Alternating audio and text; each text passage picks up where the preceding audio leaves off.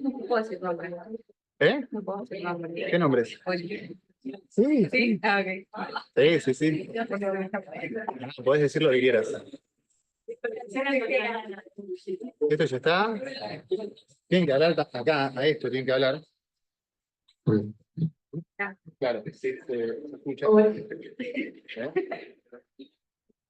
Te sentamos.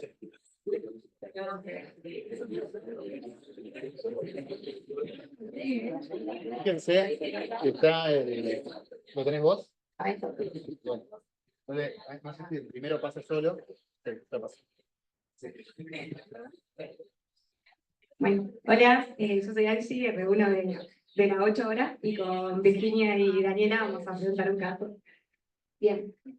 Eh, Bien, tenemos una paciente femenina de 7 años con diagnóstico de AIJ olivoarticular al año de vida, que actualmente se encontraba sin tratamiento, que consulta por un cuadro de un mes de evolución de debilidad de miembros a predominio de miembros superiores. ¿Le gustaría saber algo más de esta paciente?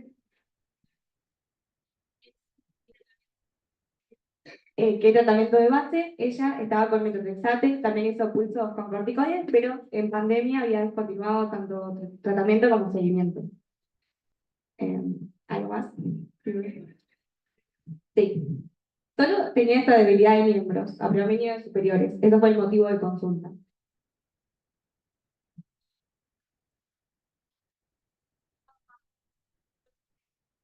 Bien, acá preguntan si mejoraba durante el día y si tenía algo más o solo debilidad. La madre refiere que además de esta debilidad, que era constante, no fue evolutiva, también notaba que le costaba agarrar lápices o cuestiones del día a día, y que también notaba que se caía mucho, porque tenía cierta ataxia que la llevaba a caídas.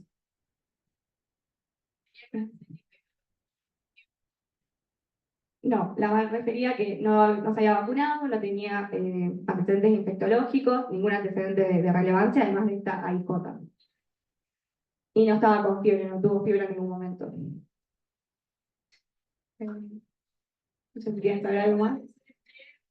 ¿Alguna reacción en piel? Tenía unas máculas hipocrómicas, pero la madre refería que eran del nacimiento y que no habían aumentado en tamaño ni tenían otra sintomatología asociada. Nada más. Y ningún otro compromiso sistémico, solo este. Bien. ¿Alguna pregunta más? Bueno, en cuanto a sus antecedentes, en lo prenatológico había sido normal por referencia. En lo reumatológico tenía este diagnóstico de J poliarticular desde el año de vida, que había discontinuado tanto tratamiento como seguimiento en pandemia. Eh, Neuromodulativos estaba acorde a su edad y vacunas estaban completas, pero no había recibido en el último tiempo ninguna vacuna nueva. Y en cuanto a antecedentes familiares, niega también. Bien, ahí. Le voy a mostrar algunos videos de cómo vino la paciente.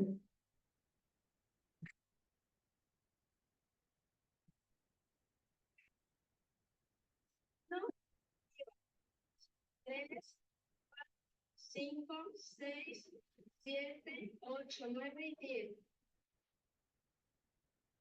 10. Después el otro. 1, 2, 3, 4, 5, 6, 7, 8, 9 y 10. Así. 1, 2, 3, 4, 5, 6, 7, 8, 9, 10. El último.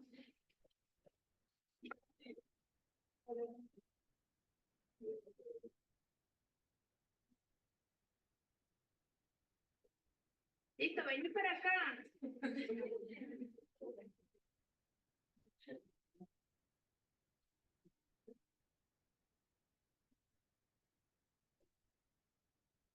¿A alguien le gustaría describir qué es lo que ve? ¿Está bien? Bien. Bueno, le vamos a mandar por WhatsApp una encuesta para que puedan notar a ver qué es lo que se les ocurre.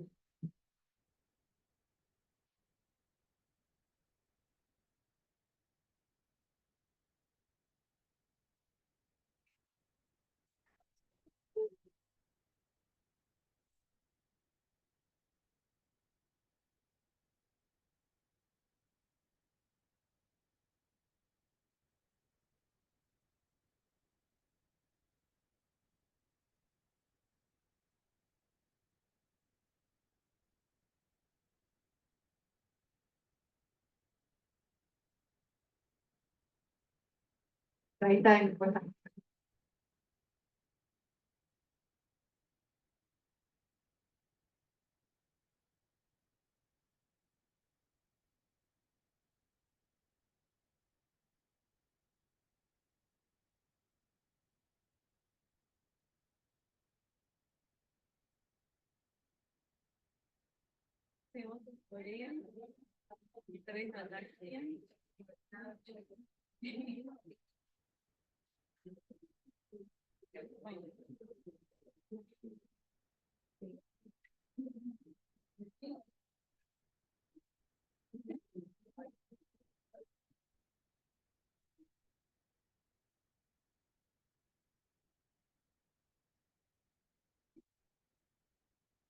Bueno, muy bien. Ahí estuvimos viendo, ganó Corea, muy bien, y también cierta ataxia.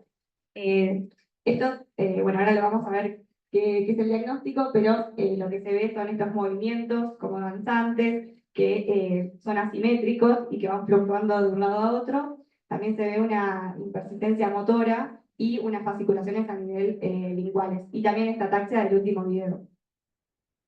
Bien, ¿qué más buscaría en el examen físico?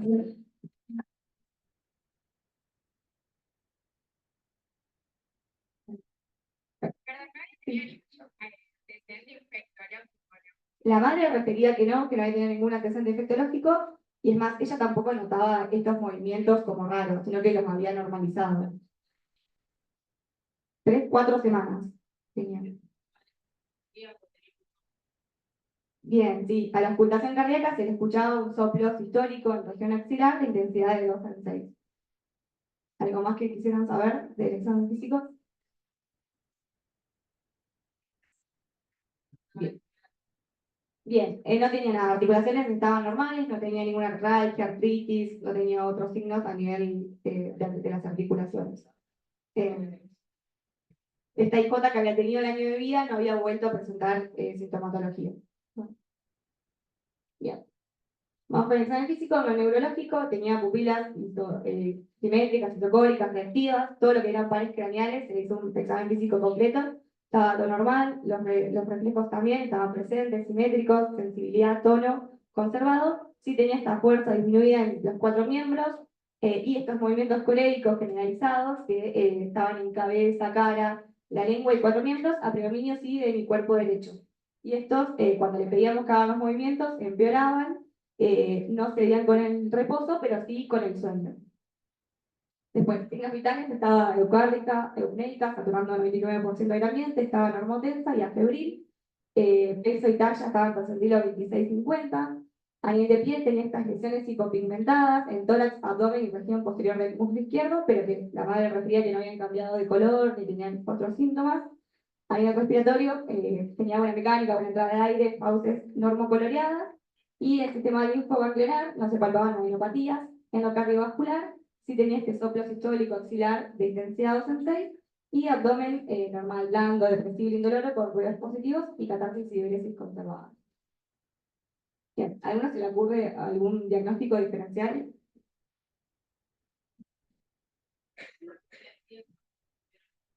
Bien, Corea de Sydenham por fiebre reumática. ¿Alguno más? Bien, ACV. ¿Algo más?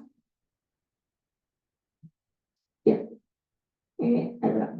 Bien. Ahí le mandamos otra encuesta para que voten.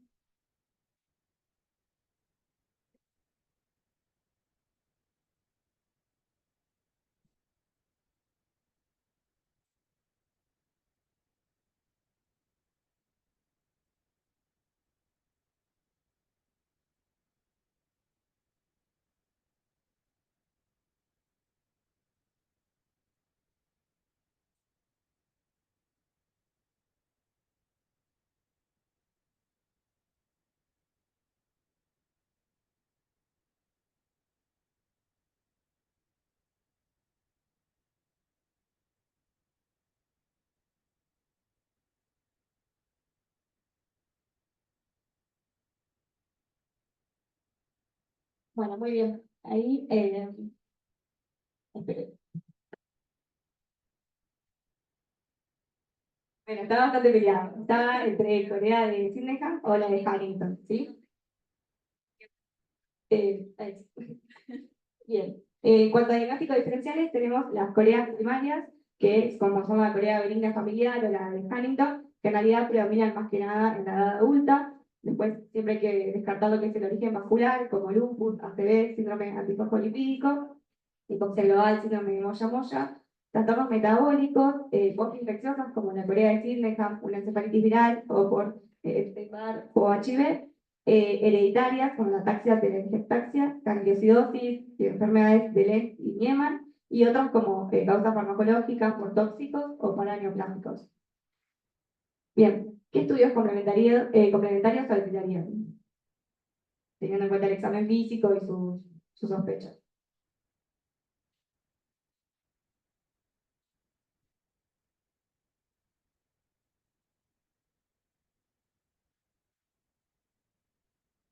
Bien, hasta ahora hicieron el laboratorio completo con rectantes de fase aguda, acto, electroecocardiograma, angioresonancia, ecodoppler de cuello. ¿Algo más se les ocurre? Bien, muy bien. Le pidieron un laboratorio que como datos positivos tenía una PCR de 8,8 y datos positivos con 395. El resto estaba normal. Un cultivo de fauces que había dado negativo, serologías virales que eran negativas, también se le pidió glicoproteínas y anticardiolipinas que también habían estado negativas, una PPD de 0 milímetros, y en cuanto a imágenes tenía un ecocardiograma donde se evidencia una insuficiencia mitral moderada con una ligera dilatación de la aurícula izquierda, con función sistólica del ventrículo izquierdo conservada, un electro que había sido normal, radiografía de tórax, resonancia del sistema nervioso central y angioresonancia de cerebro, también todo dentro de límites normales. Bien, recapitulando, entonces, es una niña de 7 años con este diagnóstico de AIJ con irregular seguimiento, presenta hasta debilidad de miembros asociados a movimientos danzantes, con imposibilidad de controlarlos, que empeoran con el movimiento y desaparecen con el sueño, tiene gastos positivos y una insuficiencia mitral moderada. Más a esto, ¿cuál sería su sospecha diagnóstica? Bueno, más o menos ya lo fuimos charlando.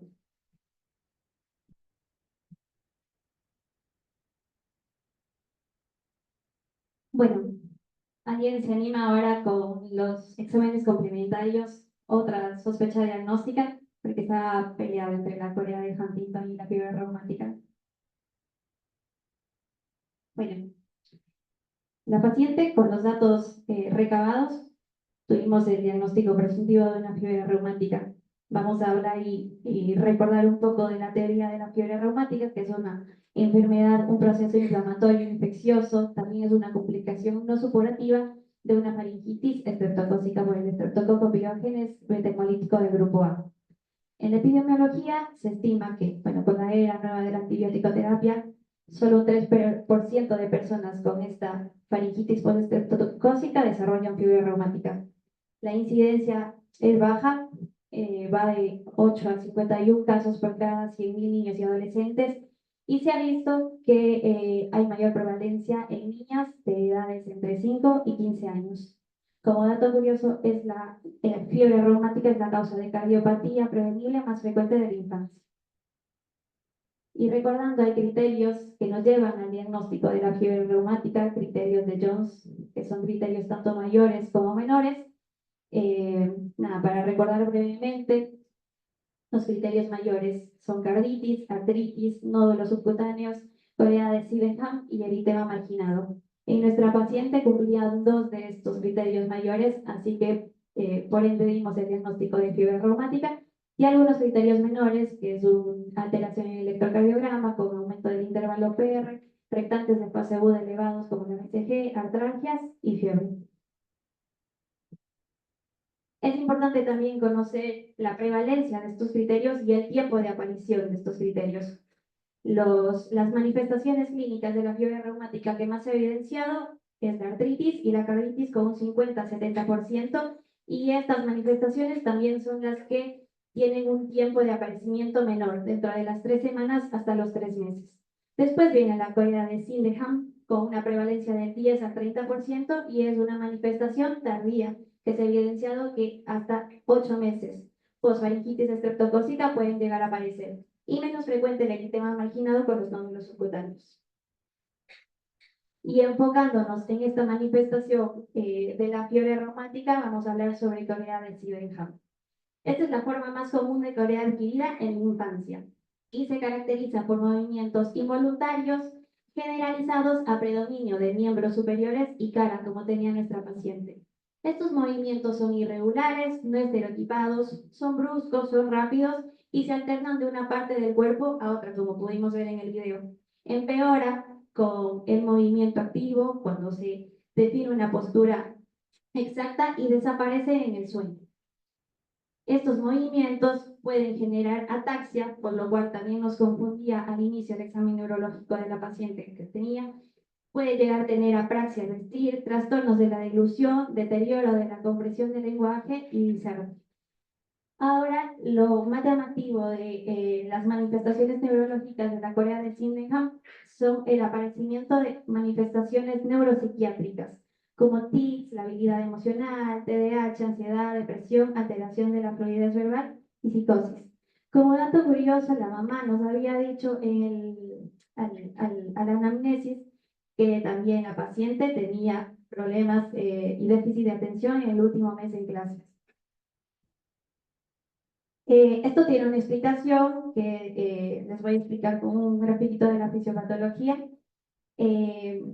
Bueno, todo inicia por la infección y la colonización del Streptospirogenes en el epitelio faríngeo, lo cual va a producir una respuesta inmune.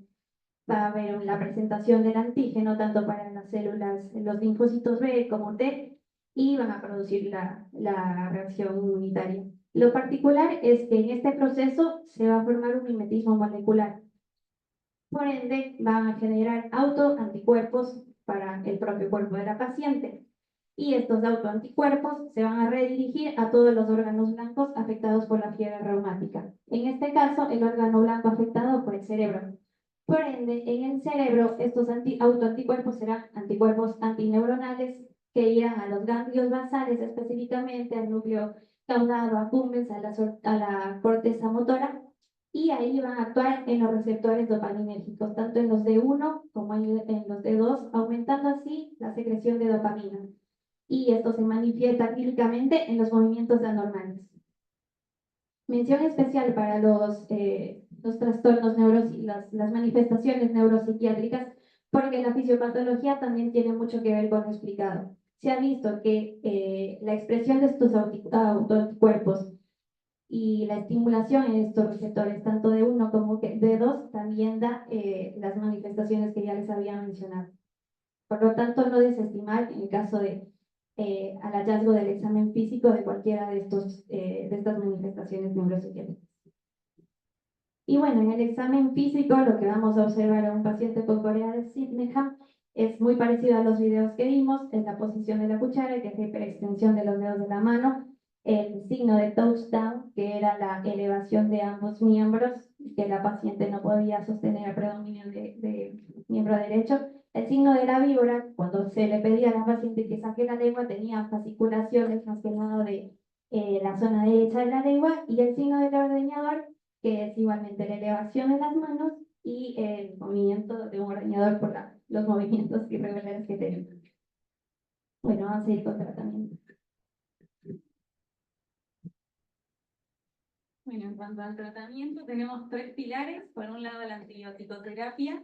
Se debe tener en cuenta que más allá de que haya o no evidencia activa de una faringitis estreptotóxica, el paciente debe recibir tratamiento y las dosis son propias de la faringitis. Puede ser penicilina intramuscular como única dosis. Para quienes pesan menos de 27 kilos son 600.000 unidades, y para que pesan más, 1.200.000, o la penicilina vía oral por 10 días a 50 unidades kilo día. Por otro lado, tenemos el manejo sintomático de la corea. Se va a dar ácido valproico o carbamazepina en los pacientes que tienen síntomas más leves, siempre entendiendo que el ácido valproico estimularía los neurotransmisores GABA, y la carbamazepina a dosis anticonvulsivantes podría generar el bloqueo de los receptores B2, entonces eso ayudaría a modificar estos movimientos anormales. Y para casos más graves, directamente los antagonistas B2 como haloperidol o risperidona. Y por último tenemos la inmunomodulación, Acá un poco de evidencia, este estudio comparó para los síntomas leves la carbamazepina contra el haloperidol. Se le dio a un grupo de pacientes, carbamazepina y ácido valproico. Se le dio a un grupo de pacientes la carbamazepina y a otro el ácido valproico. La verdad es que ambos grupos empezaban a tener mejoría clínica alrededor de la semana y tenían una cesación completa alrededor de las 10 semanas, y como muchos estaban con 20 semanas con síntomas, y en cuanto a los efectos adversos, ninguno de los grupos presentó, así que en conclusión es indistinto dar carbamazepina y ácido valproico.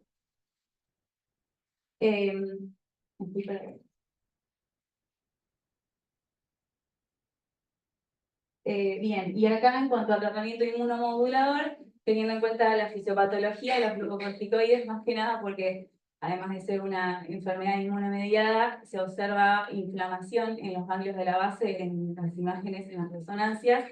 Se puede dar vía oral a 1 o 2 miligramos kilo día por 20 días y luego se realiza un descenso gradual, o intravenosa, que son los pulsos de metilprednisolona. Acá también tenemos un estudio que evidencia que no hubo diferencias significativas entre dar vía oral o dar endovenosa. Sin embargo, las recomendaciones de expertos reservan lo endovenoso para los casos más graves. Y respecto a la gamma globulina, también tenemos acá una revisión sistemática que comparaba la gamma globulina con los corticoides. Lo que sí refería es que la gamma globulina se observaba mejoría clínica en los pacientes en el primer momento, o sea, en la etapa aguda, en comparación con los glucocorticoides, pero los que recibían gamma globulina únicamente tenían más recidivas que los que recibían corticoides. Y después se comparó también la gamma globulina con únicamente el tratamiento sintomático y se concluyó que la gamma globulina es mejor que únicamente el tratamiento sintomático. Incluso refería que la gamma globulina lo que genera es mejoría en los síntomas psiquiátricos más que el resto de los tratamientos. Todo esto igual a destacar que la evidencia la verdad es que no es significativa y todo concluye que faltan estudios. Esta recomendación es de expertos de neuropsiquiátrica del 2021. Acá divide la corea leve, moderada y grave. Y bueno, recomiendan primero con las leves el tratamiento únicamente sintomático y considerar los corticoides vía oral. Para la moderada, corticoides vía oral y considerar endovenoso, y para los casos severos la metilprednisolona y considerar la gamma globulina y plasmaféresis. Bueno, a destacar también la profilaxis antibiótica. También las recomendaciones difieren según distintos estudios, pero en general recomiendan para los pacientes sin carditis durante 5 años hasta los 21 años, siempre dar el tratamiento que más tiempo dure. Para aquellos pacientes que tienen carditis, durante 10 años hasta los 21 años también el tratamiento más prolongado, y para los casos graves, aquellos que requirieron cirugía cardiovascular, en algunos casos se recomienda de por vida. A destacar también las recurrencias. La verdad es que clásicamente se conocía la corea de Sydenham como una enfermedad que era autolimitada, más o menos alrededor del primer año los pacientes resolvían más allá del tratamiento. Sin embargo, investigaciones recientes hablan de que hasta un 42% de los pacientes recurren con síntomas neurológicos, y de estos pacientes que recurrieron, se observó que la mitad tenía infección por estreptococo activa y la otra mitad no. Por lo tanto, mi conclusión a seguir profundizando estudios, más que nada para también poder resolver el tema de la profilaxis. Bueno, y volviendo a la paciente, ella recibió tratamiento para la faringitis con penicilina vía oral por 10 días, se le indicó carbamazepina y recibió pulsos de metilprednisolona. No respondió a los pulsos, la verdad es que tuvo muy escasa la mejoría, por lo que se le indicó gamma globulina a 2 gramos kilo en 2 días. La gamma globulina, esta es la dosis. La verdad es que las recomendaciones dicen que se puede dar en 1 día, en 2 días o hasta en 5 días. Bueno, ella la recibió en 2 días y está con profilaxis con penicilina. Se otorgó el alta, siguió con seguimiento con neurología y actualmente ya no tiene movimientos activos. Esto fue en febrero más o menos, así que bien. Les fue bien.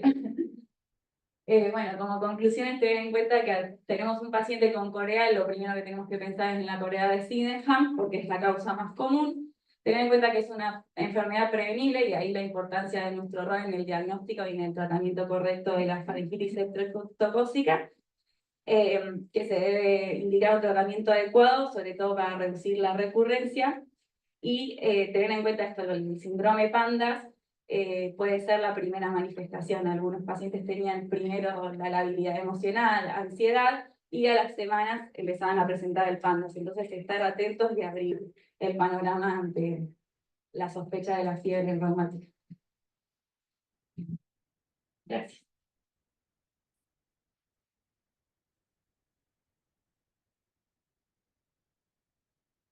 ¿Preguntas? Después del diagnóstico, interrogándola, ¿refería síntomas de faringitis antes? No, de hecho llamaba la atención que la mamá en realidad la lleva porque refería debilidad, se le caían los lápices, o sea, ni la mamá ni ella habían registrado los movimientos coréicos, pero no salió en ningún momento del interrogatorio una faringitis.